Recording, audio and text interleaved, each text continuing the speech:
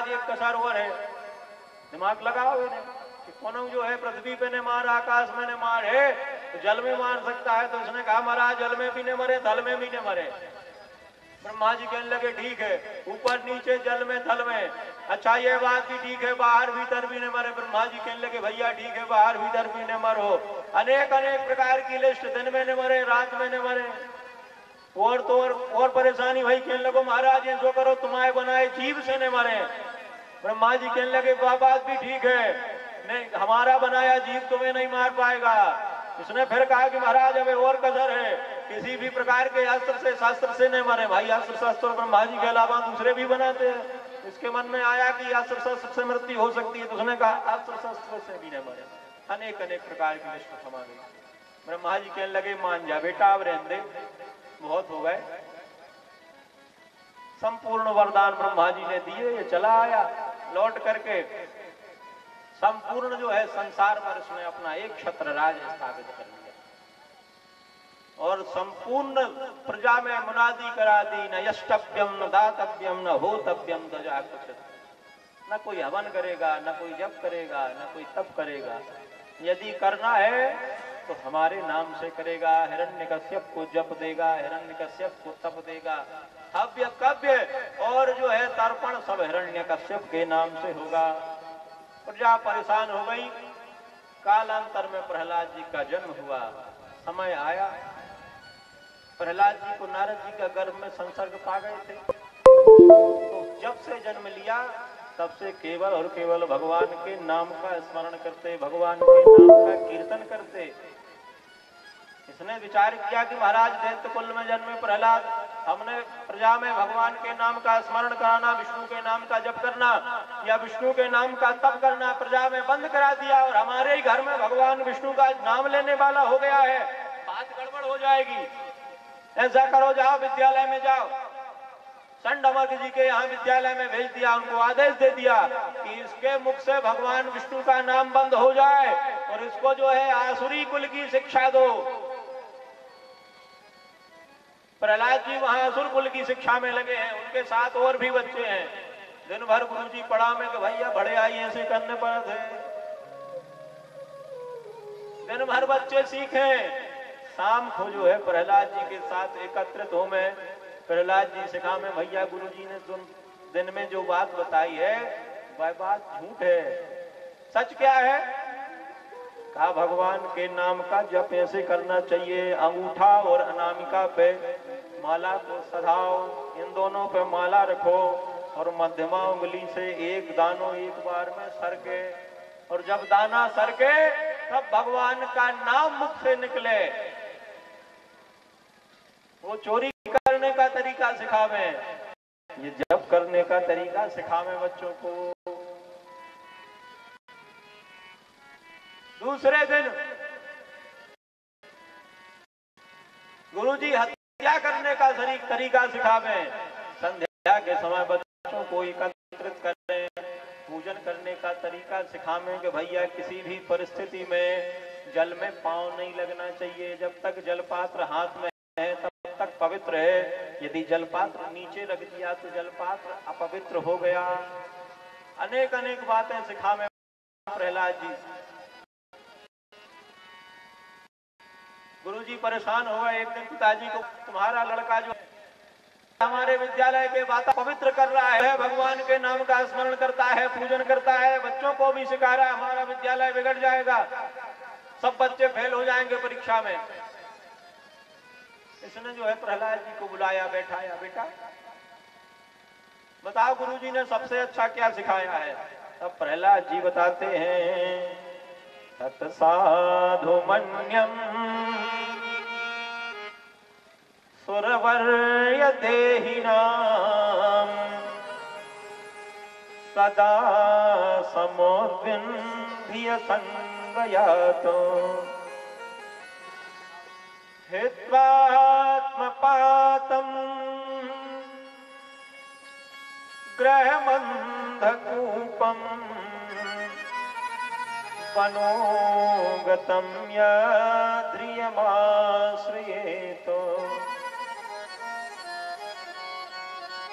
पिताजी ने कहा, बेटा सबसे अच्छा क्या सीखा तुमने, सबसे अच्छी बात क्या जानी? प्रहलाद जी बताते हैं, महाराज हे पिताजी, तत्साधु मन्यम मन्ये सुरवयम। ये जो आसुरी प्रवृत्ति है पिताजी, हमने सबसे अच्छी बात सीखी है। ये जो आसुरी प्रवृत्ति है, सहज प्रवृत्ति है, ये सही है। लेकिन यही आसुरी प्रवृत्ति, जितनी वृत्ति से हम जो है बुरे कर्म में लगते हैं, इसी आसुरी प्रवृत्ति से हम यदि आत्म कल्याण में लगे, तब यह आसुरी प्रवृत्ति अच्छी है। फिर उसने कहा, तो हमारे संसार का क्या होगा, प्रजा का क्या होगा, हम सभी लोगों का क्या होगा? प्रहलाद जी बताते, भैया हे पिताजी, सबके विषय में चिंता करोगे तो आत्म कल्याण नहीं होगा। ये संसार अंधे कुएं के समान है, इसमें तुम गिर करके हे पिताजी आत्महत्या करने पर तुले हुए हो। ये इसने पूछा, महाराज क्या करें तो आत्म कल्याण कैसे होगा? तो प्रहलाद जी ने कहा, महाराज यद्यर्यमाश्रियेत, घर को त्याग दो और हरि का आश्रय ले लो। हरि शरणम हरि शरणम, जतन करके रटन करके जला लो ज्ञान की बाती। जतन करके रटन करके जला लो ज्ञान की बाती। जतन करके रटन करके जला लो ज्ञान की बाती। जतन करके रटन करके जला लो ज्ञान की बाती। प्रहलाद जी ने बताया कि हे पिताजी, जैसे भी उपाय बने, जैसे भी बने, आसुरी प्रवृत्ति को त्यागो, यतन करो और भगवान के नाम का रटन करो। नहीं बनते रटन करने का मौका है, पकड़ने का नहीं। हरि भज ले, हरि भज ले, हरि भजने का मौका है। अभी भज ले, अभी भज ले, अभी भजने का मौका है। अभी भज ले, अभी भज ले, अभी भजने का मौका है। अभी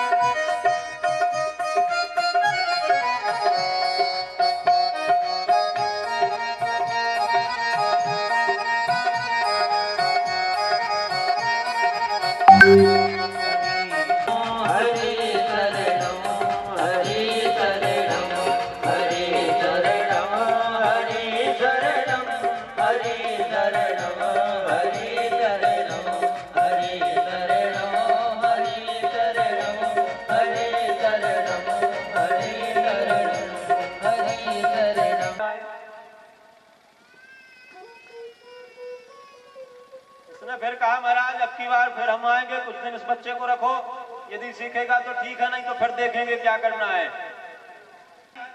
हे बेटे बताओ, गुरुजी ने तुम्हें कितने तरीके से हत्या करने के तरीके सिखाए? प्रहलाद जी बोले, महाराज पिताजी हम जो तो नहीं सीख पाए कितने तरीके से हत्या करी जा सकत, लेकिन हम एक तरीका सीखे हैं, एक बात सीखे हैं कि कितने तरीका से ठाकुर जी को पाओ जा सकता। कितने तरीके हैं? 9। श्रवणम, कीर्तनम, स्मरणम, पाद सेवनम, सेवा करना है, स्मरण करना है, कीर्तन करना है, स्मरणम पाद सेवनम, अर्चन करना, वंदन करना, वंदन, आत्मनिवेदनम, 9 प्रकार की तरीके हैं जिनसे ठाकुर जी को पाया जा सकता है। उसको क्रोध आ गया, उतार करके धक्का दे दिया। क्या सिखा रहे हो? चंडवर्क जी बोले महाराज हम नहीं कुछ सिखा पाएंगे, इसको ले जाओ। इसने हाथ पकड़ा, बेटा यदि जीवित रहना चाहते हो तो जो गुरुजी सिखा रहे हो वो सीखो, नहीं तो हम तुम्हें मार देंगे। इन्होंने कहा महाराज हम नहीं, हम जो है आत्म कल्याण के लिए आए हैं, हमारे गुरुजी ने जो सिखाया है वही तो हम सीखे हैं। कयाधु को लेके गए थे ना इंद्र, किनके साथ नहीं कहा है कयाधु? नारद जी के साथ। प्रहलाद बोले महाराज पिताजी हमारे गुरुजी ने जो सिखाया है वही तो हम सीखे हैं, वही तो सीख रहे, वही तो कर रहे। उसने कहा महाराज ये बच्चा ऐसे नहीं मानेगा, जाओ इसको पहाड़ से नीचे फेंक दो। दैत्यों ने पहाड़ से नीचे फेंक दिया। दैत्य लौट करके घरे आए। दैत्यों के मन में भाव हतो को प्रहलाद जी सीताराम हो गए। दैत्य लौट के नहीं आ पाए, प्रहलाद जी आंगन में खड़े। इसने फिर कहा कि भैया ऐसा करो कि हाथियों के झुंड के बीच में से फेंक दो। दैत्य हाथियों के झुंड में के बीच में फेंक के गए, वे लौट के नहीं पहुंचे, प्रहलाद जी पहले पहुंच गए। जल में गिराया, जल में गिराया, वो लौट के नहीं पहुंच पाए, ये पहले पहुंच जाए। अग्नि में जलाया और गिरते गिराया, राखी कमीना सताने में। बहुत बार जो है अनेक अनेक प्रकार से प्रयास किया प्रहलाद जी, मरते नहीं। क्यों? मारने वाला है भगवान, बचाने वाला है भगवान। जब तक ठाकुर जी जो है सहारे हैं तब तक कोई कुछ नहीं कर सकता। इसने सभा में बुलाया, तलवार निकाली, कहा भैया छोड़ दो ये भगवान के नाम का स्मरण। इन्होंने कहा नहीं छोड़ेंगे। क्यों नहीं छोड़ोगे? कहा वह हमारे परम पिता है। इसने कहा ऐसा करो तो निकाल करके दिखाओ, यदि नहीं निकाल करके दिखाओगे, नहीं बुलाओगे तुम अपने परम पिता को, तो हम तुम्हें अभी मार देंगे। कौन है, कहाँ है, कैसा है वह तेरा राम? यदि आज निकाल करके मुझे ना दिखाएगा, आज मेरे हाथ से खंड खंड हो करके यमलोक पहुंच जाएगा। कहाँ रहते हैं? यहाँ वहां सर्वर्थ ऐसी कौन जगह है जहां ठाकुर जी ना हो? प्रहलाद जी का उत्तर है। बात यदि झूठी हो प्रहलाद जी की तो बता भैया। देवता जब जो है असुरों के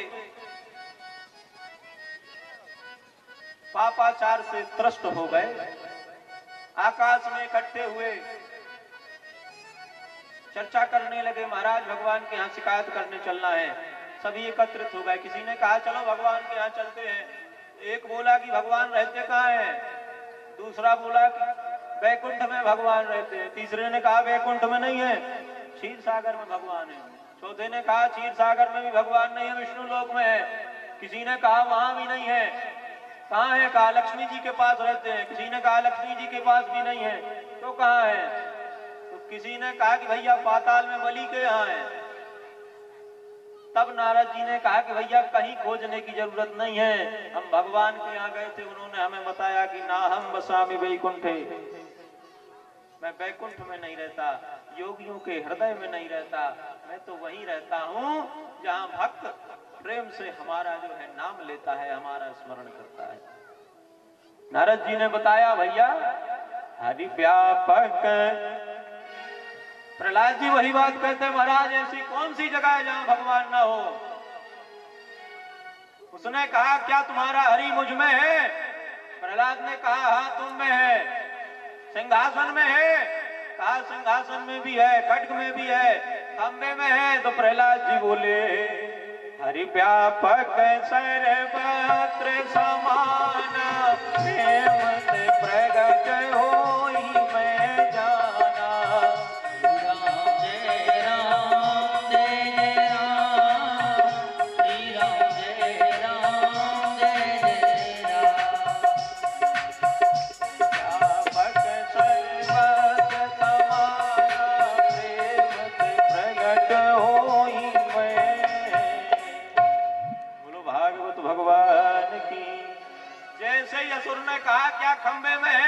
प्रहलाद जी ने कहा कि हाँ खंबे में है, तैसे ही उसने खड्ग का प्रहार खंबे पे किया और जैसे ही खंभा गिरा तैसे ही जो है बहुत जोर की आवाज आई, गड़ गड़गड़ानो खंभ फटो चरचरानो, निकसो नर नार को रूप अति भयानक है। बहुत भयानक विकराल स्वरूप बना करके आज ठाकुर जी सामने प्रकट हो गए। सत्यम विधात निज भरते भासितम च व्याप्तम च भूतेषु खिल चात्मानम। ठाकुर जी ने वह बात सत्य कर दी कि हम सर्वत्र व्याप्त हैं। भक्ति भावना थी कि ठाकुर जी इस खंबे में से निकल आए, तो ठाकुर जी आज उस खंबे में से निकल करके प्रकट हो गए सामने। उठा करके उस राक्षस को गोद में रख लिया, जा करके दरवाजे की देहरी पर बैठ गए। दोपहर के 12 बजे भगवान का प्रादुर्भाव हुआ था। इसने देखा भगवान कैसे दिखाई दे रहे हैं, तब समझ में आया कि आधा मनुष्य है और आधा सिंह है। तो लोगों ने कहा ये कौन है? नरसिंह। बोलो नरसिंह भगवान की जय। दोपहर के 12 बजे से संध्या तक जो है दोनों में युद्ध हुआ। भगवान ने इसको राक्षस को उठा करके गोद में रख लिया और ले जा करके दरवाजे की देहरी पर बैठ गए। और बैठे तब इसने घमंड से कहा, व्यक्ति के पास कोई वस्तु हो तो घमंड आता है उसे। इसने घमंड से कहा कि महाराज जीत तो लो, मनु मारने पे हो। भगवान बोले भैया क्यों नहीं मार पाएंगे? उसने कहा कि महाराज ब्रह्मा जी के वरदान है कजू हमारे पास, उन वरदानों के प्रभाव से हम अजय हैं। भगवान कहने लगे भैया संसार में ऐसा कोई वरदान नहीं है, ऐसा कोई आशीर्वाद नहीं है जिसे हम न तोड़ सकें। इसने कहा महाराज हमें ऐसा वरदान है। भगवान ने पूछा कैसे वरदान है? इसने कहा महाराज हमें ब्रह्मा जी ने वरदान दो तो कि हम ऊपर ने मर नीचे ने मर। भगवान कहने लगे चिंता न करो, ने अब तक लटके आओ ने नीचे धरे आओ, कोली में हो। गोद में बैठा लिया।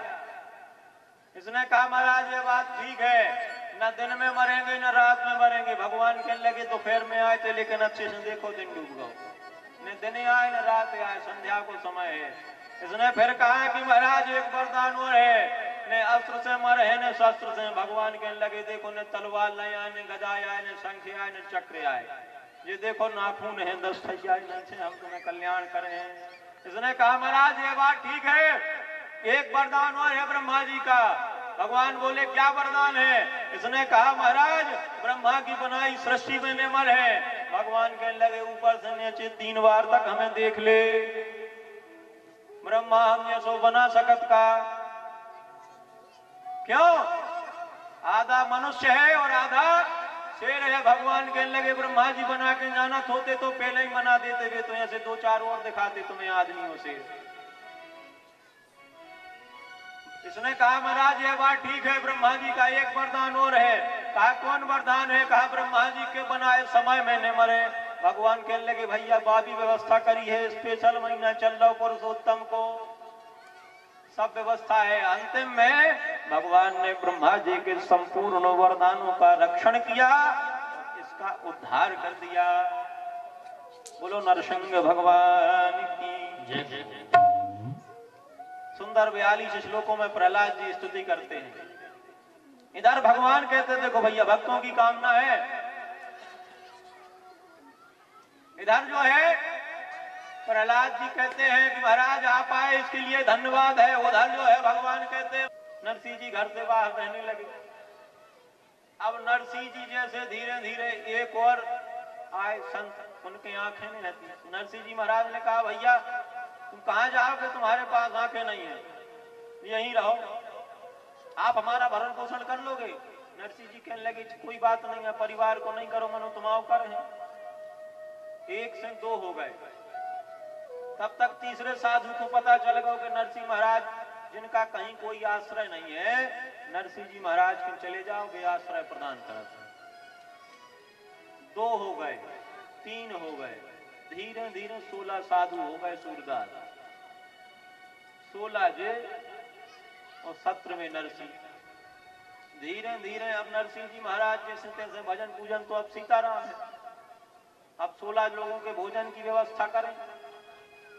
अब संयोग बना, नरसिंह की पुत्री का विवाह निमंत्रण आया, नाई लेकर के निमंत्रण आया। नरसिंह जी महाराज की व्यवस्था ने हल्दी कर दी। तो नरसिंह जी महाराज ने नाई को बिठाया और स्वयं चले गए भाजी तोड़ने के लिए। कहाँ? मेड़ों पे भाजी तोड़ ले भाई, बना दे, खिला दे बथुआ तोड़ो से। जब तक ये बथुआ तोड़वे हो गए तब तक भगवान ने विचार करो कि बताओ हमारे पीछू इन्हें संसार त्याग दो, तो हमारे भक्तों की सेवा कर रहा, परिवार छोड़ के, परिवार के लाने काम नहीं करत, तो हमारे भक्तों के पीछे जो है भरण पोषण के लाने मेहनत मजदूरी कर रहा हो, तो आज इसके परिवार की जिम्मेदारी हम उठाते हैं। तो भगवान ने कहा नाई यदि बथुआ की भाजी पाएगा तो वहां जाकर के कहेगा बदनामी होगी। तो भगवान जो है सेठ बन करके आए, सावल साहब सेठ बन के आए। नाई को जो है सोने चांदी के बर्तन में विभिन्न प्रकार के भोजन कराए, वो बर्तन भेंट में देकर के भगवान ने विदा कर दिया। नाई चला गया, तब तक लौटे, निमंत्रण रखा था, समय आया निमंत्रण का। अब इन्होंने विचार किया, आपस में सलाह हुई, 16 लोग और थे साथ में, सलाह हुई कि महाराज हमें हमारी पुत्री का विवाह है, वहां हमें जाना है, हम वहां जाएंगे। इन्होंने कहा महाराज तब तक आप 4-5 दिन में आओ, हम क्या करें, भूखे मर जाए, हमें तो कुछ दिखा ही नहीं, हमें साथ में ले चलो। नरसिंह जी कहने लगे महाराज उसे हमारी व्यवस्था नहीं है, तुम्हें क्या ले चलेंगे। साधुओं ने कहा कि महाराज हम नहीं आपके बिना रहेंगे, आप ले चलो। साधन क्या है? इन्होंने कहा महाराज आपकी बहुत जान पहचान है। कहने लगा था आदमी महाराज इनकी बहुत जान पहचान है, आपको जहां चाहे जो कछु मिल जाए। कछु कछु तो कहने लगा महाराज कि तो नजरे दौलत है, जी यहाँ नजर डाल देते हैं साधन बन जाए। नरसिंह जी कहने लगी नजर में तो बहुत है दौलत, गद क्या बनाई है, नजर में तो बहुत है। बोलो भागवत भगवान की। नरसिंह जी पड़ोसी के यहाँ गए बैलगाड़ी मांगने की, बैलगाड़ी दे दो, मना कर दिया। भगवान ने फिर विचार किया, तुरंत जो है सेठ बन करके आए, बैलगाड़ी खरीदी, पड़ोसी के हाथों बैलगाड़ी भेजा दी। तब तक उस पड़ोसी ने बेईमानी कर ली, टूटी बैलगाड़ी पकड़ा दी। नरसिंह जी ने कहा महाराज जो कछु है सब ठीक है, चलो। नरसिंह जी को अभी कुछ पता नहीं कि सहयोग कहां से मिल रहा है, कैसे सहयोग बन रहा है। नरसिंह जी बैठे, 16 लोग और बैठे साधु। अब जैसे ही 16 बैठे वो सत्र में नरसिंह, बैलगाड़ी पुरानी जर्जरित अवस्था में न जाने कब टूट जाए, चली बैलगाड़ी। अब 16 के तो आंखें हती ने, उनको तो पता ही नहीं तो क्या होने। नरसिंह जी कहने लगे चलो अपन और बंद कर ले। नरसिंह जी ने भी बंद कर ली। अब 16 अंधे और नरसिंह जी अंधे, बैलगाड़ी चली जा रही है, नरसिंह जी जपते जा रहे हैं ओम नमो भगवते वासुदेवाय, ओम नमो भगवते वासुदेवाय। 17 लोग बैलगाड़ी में बैठे, विचार करो तो बैलगाड़ी में 17 आदमी बन गए, लेकिन बैठे हैं 16 तो अंधे हैं, 17वां और अंधा हो गया। लेकिन कबीर जी कहते हैं भैया ठाकुर जी ने जब जाना कि हमारा भक्त ऐसी विपरीत परिस्थिति में फंसा है, तैसे ही ठाकुर जी आगे जो है बढ़ई बन करके पहुंच गए। कबीर जी ने कहा कि भैया कबीरा मल निर्मल भया जैसे गंगा नीर। मन यदि स्वच्छ नहीं है, अनेक प्रकार से जब तपस्या करो कोई लाभ नहीं हो। जिस दिन मन पवित्र हो गया तैसे ही सब साधन स्वतः बन जाएंगे। नरसिंह जी की तरह पाछे पाछे हरि फिरे, कहत कबीर कबीर। टूटी बैलगाड़ी, पीछे ठाकुर जी, 17 लोग बैठे, आवाज आ रही है बैलगाड़ी में से, पता नहीं कब टूट जाए। ठाकुर जी ने विचार किया भैया भक्त पे विपत्ति है, पीछे से आवाज लगाई, क्या कहते हैं, ओ गाड़ी वाले, ओ गाड़ी वाले हमें बिठा ले, एक बार गाड़ी थाम भगत में हार गया। गाड़ी वाले हमें बिठा ले, एक बार गाड़ी थाम भगत में हार गया। ओ भगत में हार गया, भगत में हार गया। गाड़ी वाले हमें बिठा ले, एक बार गाड़ी थाम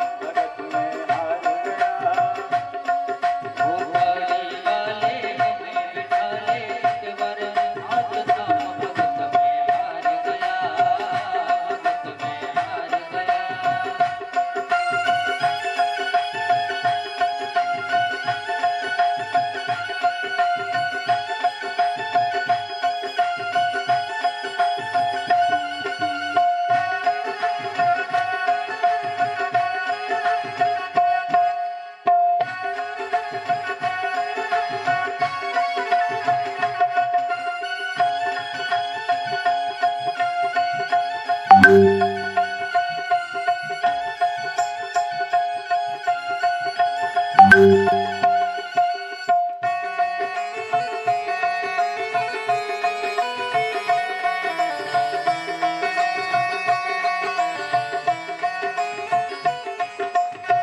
से ठाकुर जी बुला रहे हैं, वो गाड़ी वाले हम थक गए, बहुत देर हो गई, चलते चलते हमें बिठा लो।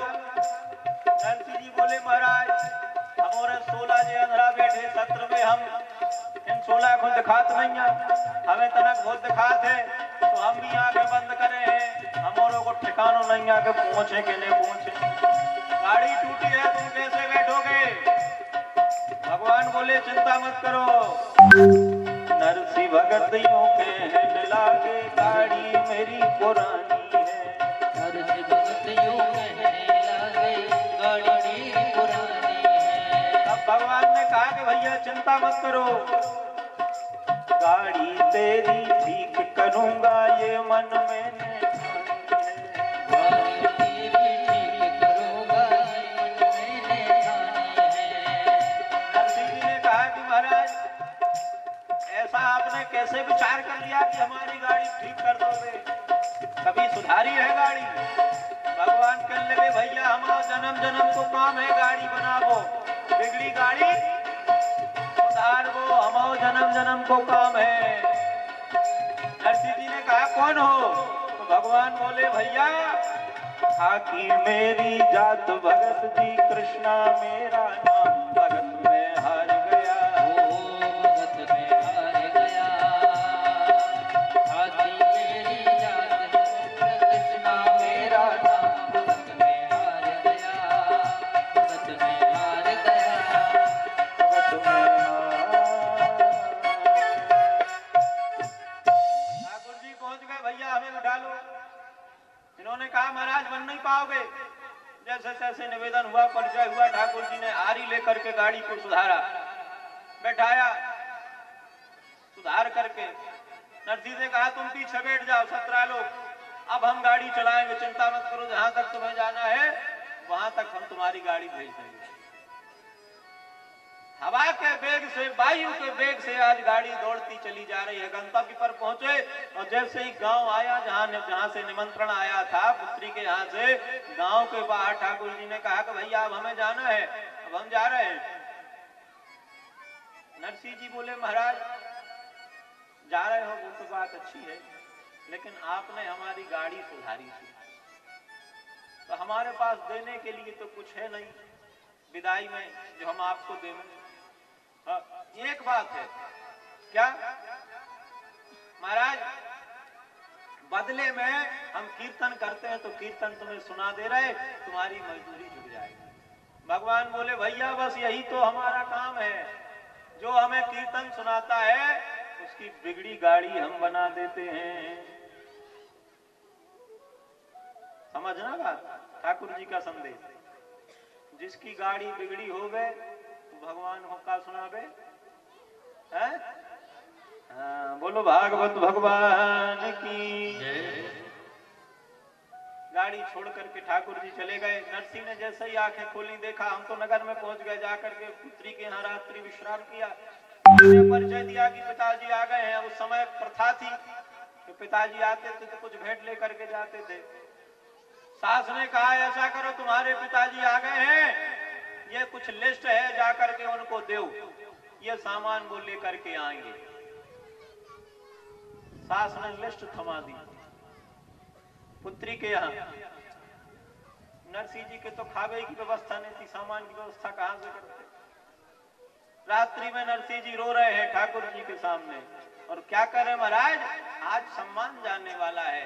अभी तक जो कुछ विपत्ति थी सब हमने काटी। नाई आया, घर से अपमानित हुए, हमने कोई शिकायत नहीं की। नाई आया, हमारा अपमान होने वाला था, भूखा चला गया, हमने कोई शिकायत नहीं की। पड़ोसी के यहाँ बैलगाड़ी मांगने गए, उसने मना कर दिया, हमने कोई शिकायत नहीं की। टूटी गाड़ी में हम बैठ करके आए, हमने कोई शिकायत नहीं की। लेकिन आज मेरा सम्मान जाने वाला है प्रभु, आज आप यदि नहीं आए तो सम्मान चला जाएगा।